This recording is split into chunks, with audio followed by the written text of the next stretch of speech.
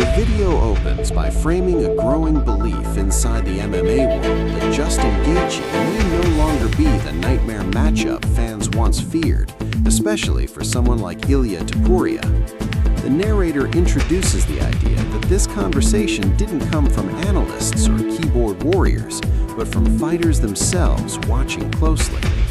During UFC 324, while Justin Gaethje and Paddy Pimblett were going to war inside the cage, cameras caught Merab Dvalishvili reacting from the crowd. What he said immediately sparked debate. According to Merab, both fighters were relying on what he called dirty boxing, swinging hard but lacking refined technique. He didn't say it casually either. He doubled down by suggesting that Ilia Topuria was probably watching the fight and smiling, seeing nothing but openings. The implication was clear. Compared to Ilia's sharp combinations and precision, what Justin and Paddy were showing looked outdated. The narrator emphasizes how statements like this hit differently when they come from elite fighters, especially someone known for relentless pressure and championship-level experience. This wasn't just trash talk, it was a shot at the core of Gaethje's reputation. And just as viewers start to process that, the story subtly shifts toward the bigger question lingering in the background. If this fight actually happens, is Justin really walking into the most dangerous matchup of his career? As the discussion continues, the narrator slows things down just enough to introduce balance, reminding viewers that writing off Justin Gaethje has never ended well. While Merab's comments painted a harsh picture, the reality is that Gaethje has survived wars that would have broken most fighters. The narrator highlights how unpredictable MMA truly is, especially when someone like Justin is involved. One clean shot, one perfectly timed exchange, and the entire narrative flips instantly. Still, what makes this moment different is that the speculation may not last long. Behind the scenes, signs are pointing toward the UFC actively working to book Gaethje versus Topuria for the White House card in June. That detail alone raises the stakes. This wouldn't be a random fight night bout. It would be a massive spotlight, high-pressure situation, and a clear statement about the future of the division. The narrator leans into that tension, explaining that fans aren't just debating who would win, but what the outcome would mean. A Topuria win could signal a full changing of the guard. A Gaethje win could silence every doubter in one violent moment. And just when it feels like the conversation has reached its peak, the focus pivots again, because Ilia wasn't done making headlines. Attention shifts to Ilia Topuria himself, not inside the octagon, but on a popular show where fighters are tested on their instincts. During a segment called Guess the Pro Fighter, Ilia watched two men grapple and had to decide which one wasn't a professional. After making his choice, he learned that the man he picked had actually trained in Dagestan with Islam Makhachev and Khabib Nurmagomedov, and later in Brazil with Charles Oliveira. That revelation alone would make most fighters pause. Ilia didn't. Instead, he delivered a line that instantly made waves, telling the man that training with all those legends might be exactly why he hadn't improved. The narrator frames this as more than a joke. It was a subtle jab at some of the most respected names in the sport, and a reminder of Ilia's growing confidence, or, depending on how you see it, his arrogance. Moments like this add fuel to the fire surrounding his potential matchup with Gaethje. Ilia isn't just winning fights, he's talking like someone who believes the division already belongs to him.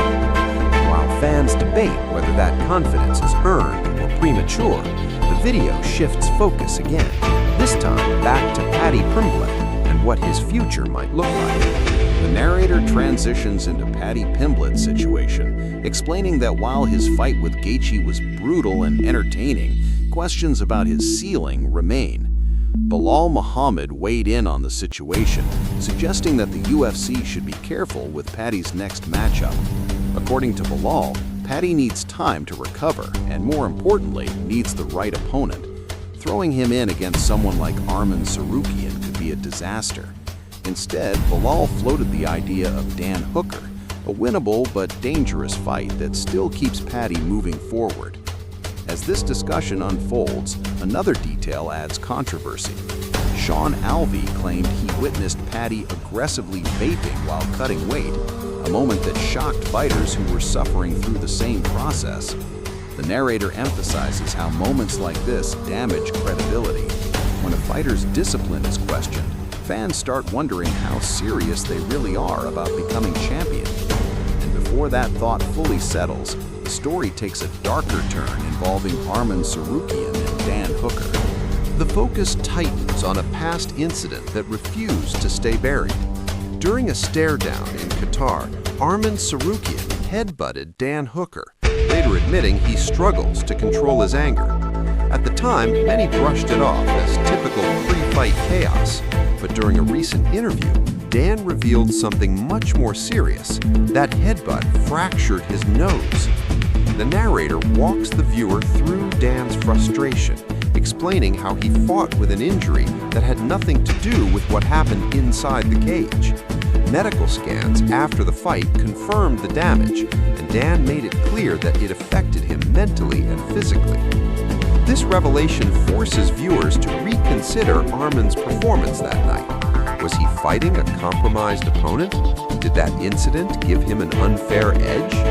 As debate erupted online, Arman responded by posting side-by-side photos of Dan, dismissing the claims. But despite all of that, Dan surprised many by saying he still believes Arman deserves a title shot. That contradiction adds depth to the story, respect mixed with resentment, and keeps viewers locked in. From there, the narrator brings the story into the political side of the UFC.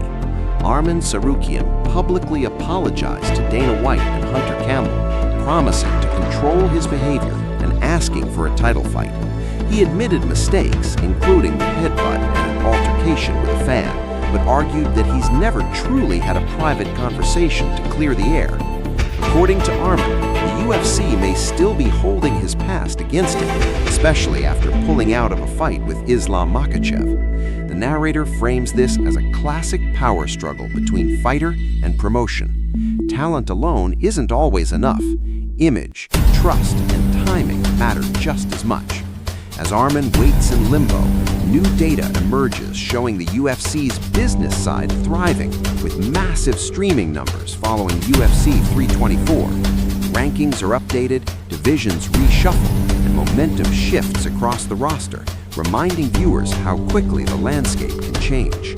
The video continues by covering a wave of fighter updates that reveal the emotional side of the sport. Rose Namajunas is shown staying behind to sign autographs after a tough loss, clearly emotional but unwilling to turn her back on fans. The narrator highlights how moments like this remind viewers that fighters carry the weight of expectations long after the cage door closes. Attention then turns to Sean O'Malley's contract situation, as he openly discusses wanting title fight money even when not fighting for the belt. He explains how his income structure works and why negotiating now makes sense. At the same time, he reflects on his recent performance, admitting he could have done more offensively, but stuck to a safer game plan. The honesty adds credibility, but also raises questions about his star power moving forward. With only 2 fights left on his deal, his future suddenly feels uncertain. The video closes on controversy involving Dana White and heavyweight champion Tom Aspinall. Dana's dismissive comments about Aspinall's eye injury sparked backlash, especially from Ariel Helwani, who questioned how any promoter could downplay a serious medical issue. The narrator explains how this struck a nerve across the MMA community, including former champions like Aljamain Sterling, who related to Aspinall's situation. A fan later accused Sterling of hypocrisy, igniting another debate that showed how divided the fan base can be. As tensions simmer, a final update lands, Ilia Topuria listing his multi-million-dollar home following legal issues, raising concerns about distractions outside the cage. The narrator ties everything together by revealing that Dana White was telling the truth about offering Justin Gaethje more money, confirmed by Ali Abdelaziz. The video ends with the reminder that in the UFC, truth, power, and perception are always colliding, and nothing stays quiet for long.